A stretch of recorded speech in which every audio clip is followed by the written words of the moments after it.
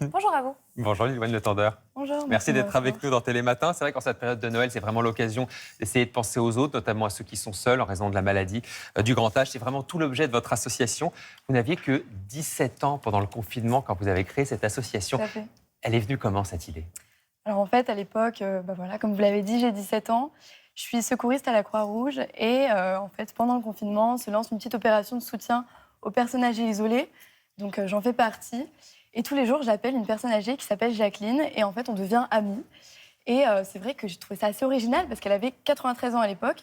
Donc voilà, il y a une petite amitié qui se lie. Je décide de raconter cette histoire sur les réseaux sociaux et je vois que beaucoup de jeunes sont intéressés pour faire la même chose que moi, c'est-à-dire correspondre avec une personne âgée. Et là, je me dis, c'est vrai que ça serait intéressant d'en faire quelque chose. Donc à ce moment-là, je lance une petite association. Alors au début, j'ai que 17 ans, j'y connais rien du tout. Donc c'est vraiment un modèle très, très archaïque. Mais après, on réussit à ramener du monde et à se faire un peu connaître. Donc on arrive à créer une association. Ouais. Le principe, c'est évidemment que vous proposez à des jeunes d'écrire et d'envoyer des lettres à des personnes âgées isolées. L'association s'appelle donc Appelle ta Jacqueline. Un mot, qui était cette Jacqueline que vous aviez rencontrée? Eh ben, cette Jacqueline, elle avait donc 93 ans, comme je vous l'ai dit. C'était une femme qui habitait à Bois-Colombes, la ville dont je suis originaire. D'accord. Et c'était une femme dont je n'ai jamais vu le visage, finalement, parce que je ne l'ai jamais rencontrée en vrai. Vous avez juste correspondu par lettre et au Tout à fait. téléphone? Et au téléphone. J'ai jamais eu la chance de la voir, malheureusement, parce qu'elle est décédée très vite, juste après notre correspondance. Et en fait, c'était une femme qui avait fait beaucoup de choses dans sa vie, qui avait vécu la guerre, qui avait travaillé chez Guerlain. Elle vous le racontait tout ça, tout ce qu'elle a vécu? Elle me racontait tout, mais je ne savais pas qui c'était. Donc en fait, à cette question qui est Jacqueline, j'ai plein de réponses, mais finalement, qui elle est physiquement, je ne sais pas. Et Voilà. comment vous êtes venu justement l'idée de se dire on va correspondre comme ça par écrit d'abord? Parce que c'est quelque chose effectivement d'assez particulier. Bon, notamment, c'est vrai qu'a priori les jeunes n'écrivent pas beaucoup, notamment de lettres. Et là, vous vous êtes dit tiens, on va écrire. C'est ça, en fait, depuis petite, j'aime beaucoup écrire.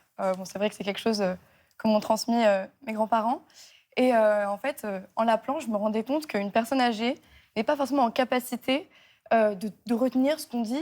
Et elle a besoin de relire ces informations. Elle a besoin de pouvoir se les remettre en tête. Ça lui fait toujours le même effet. Un sentiment peut-être de plaisir, de se dire que quelqu'un pense à elle et que quelqu'un lui parle. Et c'est un plaisir qui peut durer comme C'est ça, ça. qu'elle peut relire ensuite. Exactement, c'est un etc. plaisir qui peut durer, durable. Et je me suis dit, c'est vrai que poser les choses par écrit, c'est en quelque sorte graver dans le marbre quelque chose que l'histoire ne peut pas effacer et que le temps non plus ne peut pas effacer en fait. Et donc, vous avez essayé, après cette rencontre avec Jacqueline, de dire ça y est, on va mettre ça à une association. C'était quoi le déclic, justement? Le déclic, je pense que ça a Il y a un été lien avec quand... votre grand-père? Ouais, exactement. Il y a un lien avec mon grand-père qui est à ce moment-là dans une phase de terminale de cancer. Et lui qui a toujours été engagé, je me dis, tiens, j'ai cette petite idée, mais il faudrait que je lui en parle quand même. Et je lui en parle quelques mots et il me dit, lui, il n'avait plus du tout la force de parler. Et il a ces mots pour moi de me dire, va jusqu'au bout, ne lâche jamais tout ce que tu fais. Et là, je me dis, ouais, c'est le déclic, c'est le moment. J'ai que 17 ans, je suis jeune. OK, mais en fait, si moi, je ne le fais pas, personne ne le fera à ma place. Et si les jeunes, aujourd'hui, n'ont pas l'énergie d'aller au bout de leurs idées, en fait, on n'avance pas. Donc, ça a été un déclic pour moi qui est super important. Et j'aime ce déclic, j'aime me le remémorer. Ouais. C'est extrêmement touchant et on le sent dans votre voix. Ouais. C'est assez difficile quand même, c'est que le principe de votre association, vous écrivez à quelqu'un que vous ne connaissez pas. Ça, c'est vraiment le principe de base de votre Ouais. association. Ouais, exactement. C'est particulier quand même. Dire, on envoie une lettre comme ça, un petit peu à une bouteille à la mer, presque. C'est vrai que c'est particulier, mais d'un autre côté, je me dis, le destin fait bien les choses. On peut tomber sur quelqu'un dont on n'aurait jamais imaginé connaître l'existence. Mhm. Et je me dis, ce qui est chouette avec cette idée-là, c'est que finalement, en écrivant à un inconnu, on se livre peut-être un peu plus. On a plus ce moment d'introspection, on a moins cette idée de jugement, tandis que quand on sait à qui on écrit, il y a moins ce côté authentique quand même. Donc ceux qui veulent postuler effectivement pour votre association, Ah, participer. c'est gratuit. Ah oui. C'est gratuit, voilà. Ils écrivent une lettre et après, c'est vous qui allez la distribuer, la redistribuer. Tout à fait. Moi, je redistribue vraiment au hasard. C'est-à-dire que chez moi, j'ai une pile de lettres énorme. Je pioche au hasard, comme ça. J'ai les listes des EHPAD participants. Puis ensuite, j'envoie les lettres vraiment au hasard. Donc, c'est vrai que c'est vraiment le destin. Alors, tout le monde peut participer. Voilà, c'est ça. Il n'y a pas de limite d'âge. Il n'y a pas de limite d'âge. Mais le Non. but, c'est de toucher les jeunes. Le but, c'est de toucher les jeunes. Évidemment, on a une grande proportion de jeunes qui participent à cette initiative. Mais je dirais que ce n'est pas 100% de nos participations, effectivement. Et alors, quel conseil vous donneriez à quelqu'un qui a envie de se lancer comme ça, par exemple, dans une lettre? Est-ce qu'il y a des thèmes qu'il faut un petit peu éviter? Quelqu'un qu'on ne connaît pas, une personne âgée? ou pas? Qu'est-ce qu'on peut dire dans cette lettre? Je pense que, vous savez, moi, j'essaie de combattre avec mon association une seconde chose qui est le clivage personnes âgées, jeunes. J'essaie d'expliquer que, certes, les personnes âgées sont vieilles biologiquement, ce qui est réel, mais elles ne le sont pas socialement. Et ce que j'essaie de montrer aux jeunes, c'est qu'en fait, dans leurs lettres, il faut essayer d'amener des sujets dont on n'aurait pas forcément parlé avec une personne âgée, mais qui finalement peuvent s'avérer très intéressants et des sources de discussion très, très pertinentes, en fait.